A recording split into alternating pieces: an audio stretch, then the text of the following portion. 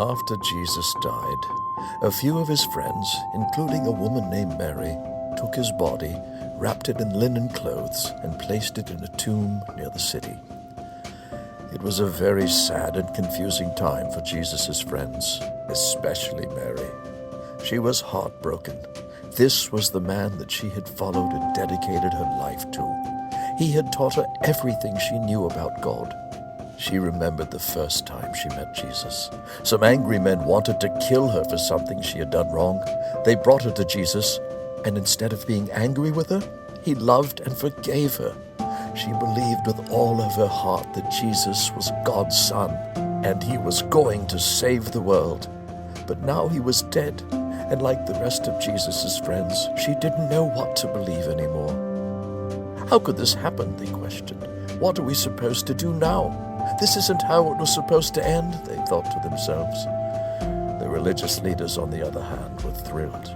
We have finally gotten rid of Jesus, they said. And just to make sure that none of his followers would try to come and take his body, they sent soldiers to guard his tomb. And they rolled a huge stone in front of the door of the tomb so that no one could get in or out. Early on Sunday morning, just before sunrise, Mary and some of the other women who knew Jesus went to visit his tomb one last time. Even though it was a beautiful morning, it didn't feel that way to Mary. She walked along the road to the tomb in sad silence as she remembered her best friend and how much she missed him. As Mary and her friends approached the tomb, they noticed something was different. The giant stone that had sealed the tomb was no longer in front of the door. It had been rolled to the side and the door was open. The soldiers who were supposed to be guarding the tomb were nowhere to be found. The women were perplexed and they cautiously took a peek inside, not knowing what they would see. As she looked inside, Mary noticed there was something missing. Jesus' body was not where they had laid it 3 days earlier. In fact, his body wasn't there at all. It was gone. Mary was about to shout for help, but before she had time to say anything, someone in bright, shining clothes appeared before her.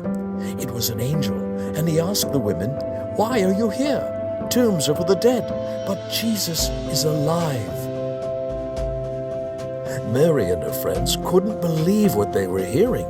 They thought, could this really be true? Is Jesus really alive?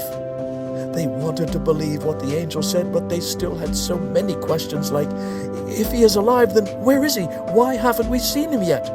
The women turned and started to run back home to tell everybody the amazing things they had heard. But Mary stopped. She saw someone off in the distance. That must be the gardener, she thought. I'll go find out if he's seen Jesus. As she got closer, Mary called out to him, "Sir, I'm looking for someone who was buried in this tomb, but I can't find him.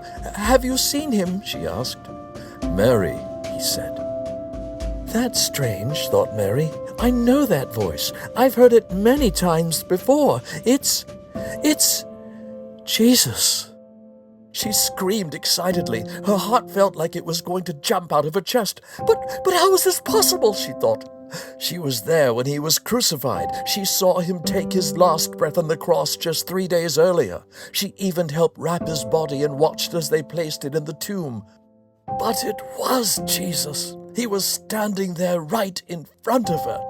She fell to the ground and began crying tears of joy at the sight of seeing her best friend alive again. She wanted to jump up and give Jesus a big hug. "You can hug me later, Mary," Jesus said, "but now you need to go tell everyone else that I'm alive."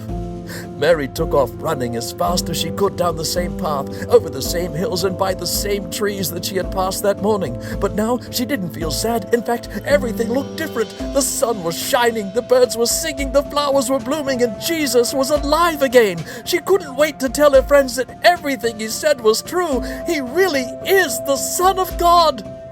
They're not going to believe it, she said to herself. This changes everything. And she was right. Everything had changed. Jesus and his Father had done it. Their plan worked.